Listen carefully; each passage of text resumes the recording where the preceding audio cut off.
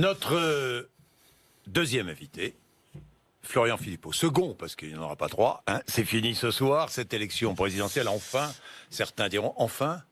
Enfin, de toute façon, on enchaînera avec les législatives, donc c'est pas tout à fait ça, enfin. Ça, c'est sûr. C'est vrai que ça a été un débat long. Oui, Florian passionnant. Philippot. Passionnant. Vous l'avez trouvé passionnante, vous, cette campagne, franchement? Je l'ai pas trouvée toujours passionnante, à vrai dire. Nous avons toujours fait notre campagne sur le fond des idées. Et on a imposé dans cette campagne incontestablement des thèmes extrêmement importants sur lesquels les autres candidats ne seraient pas venus. Il y a eu cette affaire Pénélope, etc., qui a jeté du trouble. Je pense que les primaires, en réalité, ont été un retardateur et n'ont pas permis d'aller tout de suite sur la campagne, où on peut-être fait démarrer trop tôt une campagne. Jamais de primaire avec le Front National au pouvoir? Non, je crois que nous avons eu raison de ne pas faire de primaire. Bon. Regardez, les deux candidats des primaires ont été éliminés dès le premier tour.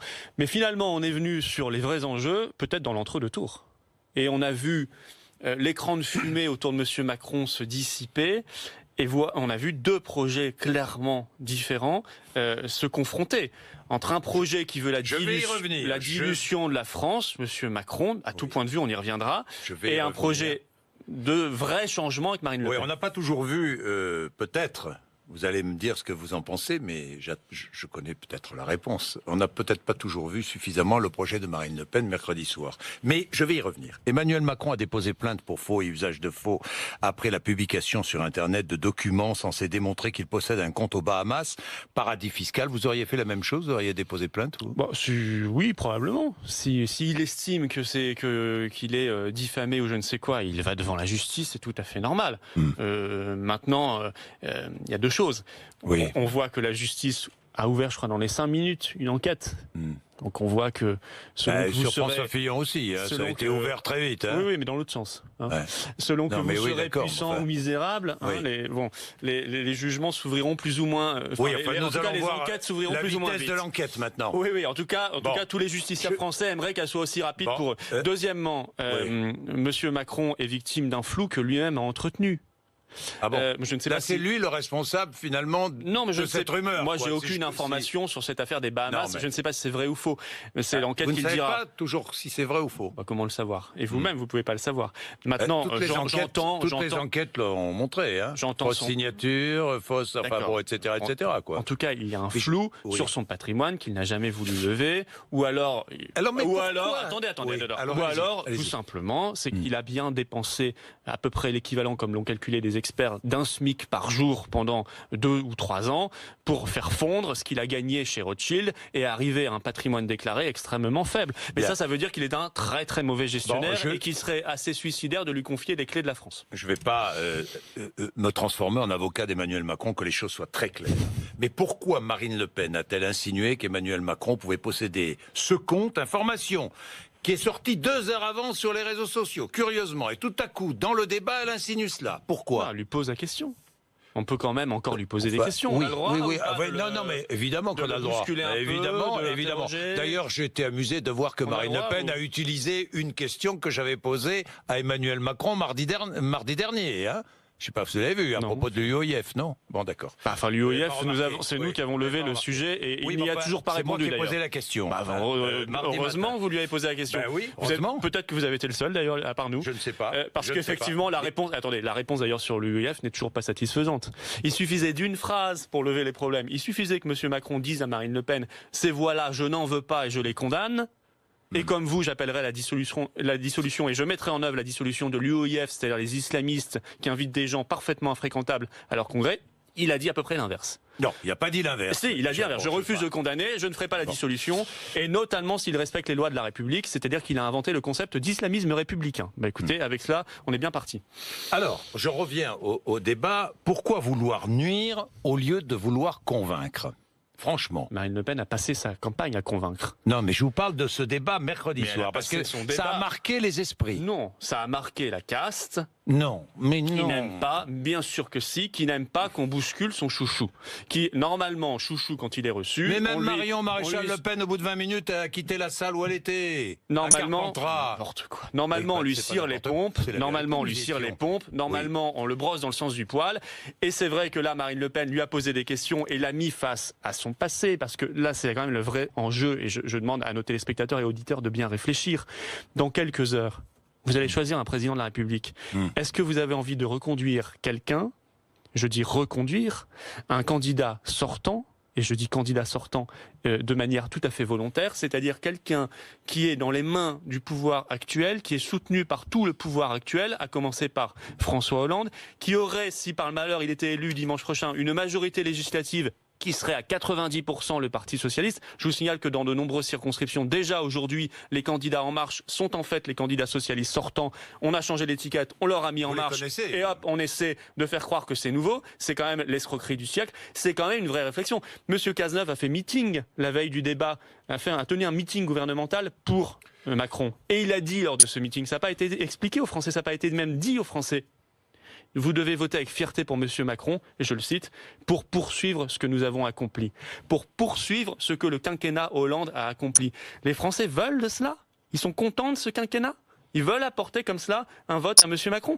Ça, c'est leur liberté s'ils veulent que ça continue. Ils auront plus de chômage, plus d'Union européenne, plus d'immigration et plus de casse sociale. Beaucoup plus de casse sociale, parce que le projet de Macron est extrêmement inquiétant, et Marine l'a bien révélé. Je reviens encore une fois, hier matin, Marine Le Pen était là, nous sommes revenus sur son programme abondamment, parce que les Français ont besoin de savoir pour qui et pourquoi ils vont voter. Alors, je reviens encore une fois sur l'Union. Ils connaissent d'ailleurs beaucoup mieux le programme de Marine Le Pen que celui de M. Macron. Ça dépend des sujets. Ça dépend des sujets. Parce le programme de Macron, oui, enfin, là je viens de voir M. Raffarin qui dit « Moi je n'aime pas son programme fiscal, mais on verra ça plus tard. On changera ça plus tard. » Sur l'euro, l'Union européenne, je n'ai toujours pas compris ce que propose Marine Le Pen. Pourtant, elle fut très claire hier. Oui, enfin, j'ai besoin encore de précision. Pardon, peut-être les auditeurs plus que moi, mais autant que moi. Alors, vous dites que nous allons sortir donc de l'euro. On est bien d'accord, puisque vous avez dit vous-même que nous paierions notre baguette de pain en francs dans un an, c'est bien ça. Donc nous n'aurons plus. Oui, dans un nouveau franc, pas dans l'ancien franc. Oui, mais dans un nouveau franc. On est bien une nouvelle d'accord. monnaie, si vous voulez. Il y aura donc, si j'ai bien compris, deux monnaies. Notre monnaie du quotidien. Faites pas semblant de ne pas avoir compris. Vous l'avez encore expliqué hier. C'est ça ou pas? Oui, c'est deux monnaies. Non, il y aura une seule monnaie. Les gens n'auront qu'une seule monnaie dans leur portefeuille, évidemment, qui sera la nouvelle monnaie nationale. La seule différence, c'est qu'ils auront en plus un emploi. Oui. Pour ceux qui n'en ont pas aujourd'hui. Non, mais je vous parle pas dans. Là, je parle de monnaie. Non, mais est-ce qu'on fait pas ça de pour l'euro? On fait ça pour créer des millions d'emplois. Il faut quand même revenir à la base de la base. Parce qu'aujourd'hui, on détruit l'emploi. Je pense aux épargnants français, je pense à toutes celles et ceux qui, au quotidien, vivent avec leur porte-monnaie et vont payer leurs achats. Ils paieront dans une seule monnaie comme maintenant. Bon. Sauf que ce sera plus la même monnaie. Bon. Ce sera un franc. Voilà. Nouveau franc. Nous, ce que nous souhaitons faire, vous voyez, c'est, contrairement à M. Macron qui veut aller dans une espèce... Oubliez M. Macron un peu, quand même, Florian. Si, on a le droit de parler de Macron partout, j'en parle. Mais je suis pas là pour ne pas parler d'Emmanuel Macron, je suis là pour savoir. Non, mais nous sommes face à deux projets, donc il est normal que je mette en parallèle celui de Marine Le Pen face à celui de M. Macron. Macron, il veut la fuite en avant fédérale. Il l'a dit d'ailleurs, il y a quelques mois dans une interview, le statu quo est synonyme à une échéance de 10 ans du démantèlement de l'euro. Et il dit, si on veut éviter ce démantèlement, il faut aller, je le cite encore, vers la création d'un budget de la zone euro. Ça, c'est le choix fédéraliste. C'est le choix Macron. C'est le choix du système. C'est-à-dire qu'on va faire fondre la France dans une espèce de grand pays, grand État, avec son budget. Il a déjà sa monnaie. Maintenant, son budget. Ça veut dire que les Français, ils vont devoir payer encore plus pour aller financer l'Europe de l'Est et pour aller financer des projets fédéraux. Ça veut dire qu'on va créer un impôt européen, parce que quand il y a un budget, il y a un impôt. Il faut arrêter de mentir aux Français. Ça, c'est le budget fédéral. Ça, c'est le projet fédéraliste, la fuite en avant, qui nie les nations et les démocraties. Bon, d'accord, mais votre projet, soit on dit, voilà, on va négocier. On arrive, nous négocions parce que l'Union européenne ne nous va pas du tout. Non seulement l'euro est une catastrophe, mais il y a aussi l'absence de frontières face à la crise migratoire terrible et qui n'en est qu'à ses débuts. Il y a aussi l'incapacité aujourd'hui, l'interdiction de faire du patriotisme économique, et ça, on veut que ça change. Et il y a le problème démocratique de base, c'est que quand on vote des lois en France, elles sont moins importantes en autorité et en droit que les directives pondues par les technocrates non élus de Bruxelles. Donc ça, c'est pas possible. Ça, on ne l'accepte pas. C'est pas efficace, c'est pas juste et c'est pas démocratique. Donc on négocie. on a fixé une échéance moyenne de 6 mois. Ça peut être 7 mois, 8 mois, s'il faut 7 mois, 8 mois, on est pragmatique. Et ensuite, on fait un référendum. Parce que c'est les Français qui décident. Voilà. Nous, il y a des référendums. Vous négociez. Chez nous, il y a des référendums. Chez Macron, il n'y en a pas un seul qui est prévu, je vous signale, pendant vous le quinquennat. Vous négociez et vous voulez attirer évidemment sur votre position tous les pays de l'Union européenne. Oui. Nous verrons ça. Bah, je suis pas certain d'accord. Je suis pas certain qu'ils soient tous d'accord. Non, mais de toute façon, non, mais Monsieur Bourdin, ce qui est certain, c'est que ceux qui refusent de négocier et ceux qui refusent le référendum sont certains de ne rien obtenir. Alors, ça, c'est certain. Si on n'essaye pas, on n'obtient rien. Je voudrais savoir pourquoi vous assénez tant de contre-vérités. Marine Le Pen nous dit de 1993, Marine Le Pen, alors pas vous, de 1993 à 2002, elle a dit toutes les entreprises françaises pouvaient payer en euros, c'est faux. De 1999 à 2002, la transition des monnaies nationales vers l'euro, uniquement de 99 à 2002, non pas de 93 à 2002. L'écu, bien sûr que si. L'écu de 1979 à 1998 servait d'outil bancaire. Les acteurs privés n'ont pas échangé avec des écus, contrairement à tout ce que vous avez dit. Tout ce que vous avez dit. L'euro, augmentation des prix. Vous avez dit asséner l'augmentation des prix lors du passage à l'euro. C'est faux. L'INSEE, mais c'est faux. Alors là, non, mais je sais que la caste dit ça. Mais c'est pas la caste. Mais si l'INSEE dit ça. Mais oui. Alors, c'est un organisme. Vous mettez en cause l'INSEE. Là, sur le coup, je pense qu'il y a eu des décisions politiques. Évidemment, si vous mettez en cause attendez, l'INSEE, tous les travaux. L'INSEE, ce sont des statisticiens très performants. Je les connais d'ailleurs. Mais l'INSEE n'est pas un organisme indépendant, Monsieur Bourdin. Arrêtez de faire croire cela. L'INSEE est sous tutelle évidemment ministérielle lors du passage à l'euro, et je le maintiens, et j'invite chacun de nos téléspectateurs et auditeurs à réfléchir, à se remémorer ce moment. Il y a 17 ans. Est-ce que les prix ont stagné ou est-ce que les prix ont explosé? Est-ce que quand on a fait valser les étiquettes, ça a changé? Oui, bien sûr que oui, ça a changé. Indice des prix à la consommation qui a augmenté régulièrement depuis 1990. Il n'y a pas eu de rupture au moment du passage à l'euro. Eh bien si, il y a eu une forte augmentation des prix. Pourquoi ne sans cesse nous dire, mais regardez, depuis le Brexit, l'Angleterre va mieux? C'est faux, la Grande-Bretagne ne va pas mieux. Net ralentissement de la croissance au premier trimestre. Mais vous plaisantez. Ou pas? Non, mais vous plaisantez. Mais je ne plaisante pas. Non, mais le Royaume-Uni, vous savez combien c'est quoi le taux de chômage au Royaume-Uni? Premier trimestre 2007. Quel est le taux de chômage de la croissance. Quel est le taux de chômage au Royaume-Uni? Le taux de chômage est beaucoup plus bas. Combien? Chez nous, mais il est autour de 6%. Non, moins que ça, 4,5%. Oui, attendez, pardon. Il est plus bas, au plus bas depuis 42 ans. C'est le Brexit qui a donné ce taux de chômage ou pas? Monsieur Bourdin, si vous me laissez finir une phrase, parce que vous étiez beaucoup plus conciliant avec Monsieur Raffarin. Excusez-moi, j'ai regardé l'interview. C'était quand? Donc laissez-moi finir une phrase. En juin 2016, ils ont voté le Brexit. Applicable quand? À l'été 2016. L'organisme du système, les organismes du système leur ont expliqué aux Britanniques que, en cas de vote du Brexit, ça allait être l'apocalypse totale.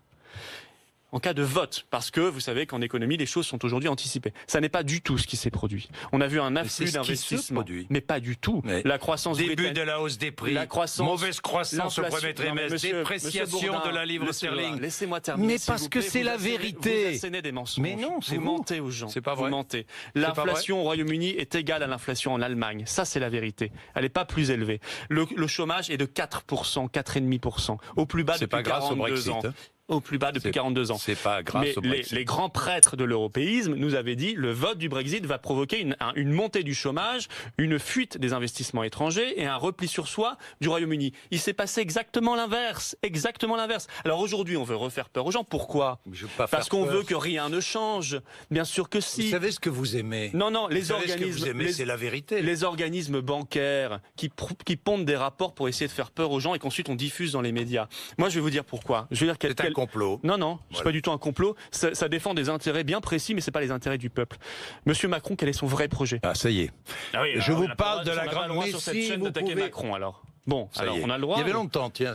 Bah oui, mais là vous démontrez l'inverse. Il y avait longtemps que j'avais pas entendu ça parce que Marine Le Pen s'est gardée hier de lancer ses attaques contre la presse. Encore une fois. Démontrez-moi l'inverse. Franchement, laissez-moi finir. Démontrez-moi l'inverse. Ne mettez jamais en cause notre intégrité. J'ai le droit de vous critiquer, Monsieur Bourdin. Vous avez le droit de me critiquer. Sans que vous n'avez pas. Mais je ne monte pas sur mes grands chevaux.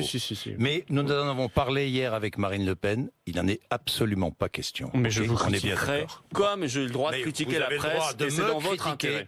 Mais pas à la maison.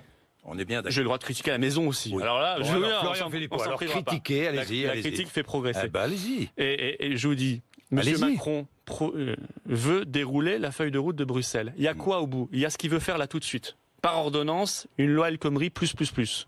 C'est-à-dire moins en ce qui concerne le droit du travail et les acquis sociaux. Plus de précarité. Dans les rapports européens actuels, il faut que chacun réfléchisse. Il y a la remise en cause du CDI, du statut du CDI. Il le fera sur le quinquennat s'il est élu.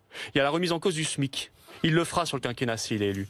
Monsieur Macron ne sert pas les intérêts du peuple. Il n'est pas là pour ça. Il n'a jamais envoyé un seul signal au peuple. Dans son programme même, il parle de smicard. Il écrit en toutes lettres smicard. Ça me fait penser aux illettrés de Gade. Ça me fait penser aux alcooliques et aux fumeurs du Nord. Vous voyez, cette espèce de mépris social parce qu'il fait partie de la caste. Il fait partie de cette oligarchie. Marine Le Pen, elle propose quoi? Tout l'inverse. Elle propose la justice sociale. Oui, on va revaloriser tout de suite les petites retraites. Oui, on va supprimer le RSI. Oui, on va remettre en place la défiscalisation des heures supplémentaires. Oui, on va faire en sorte que ce soit nos PME françaises qui soient bénéficiaires des marchés publics en priorité. Oui, on fera de la démocratie directe. Ce ne sera pas une petite caste bancaire qui décidera pour vous. Il y aura le référendum d'initiative populaire. Il y aura la proportionnelle intégrale aux élections. Vous voyez, ce projet-là, c'est le projet du peuple. Il dérange le projet bancaire qui est d'une mise sous tutelle, d'un coup d'État financier dans notre pays.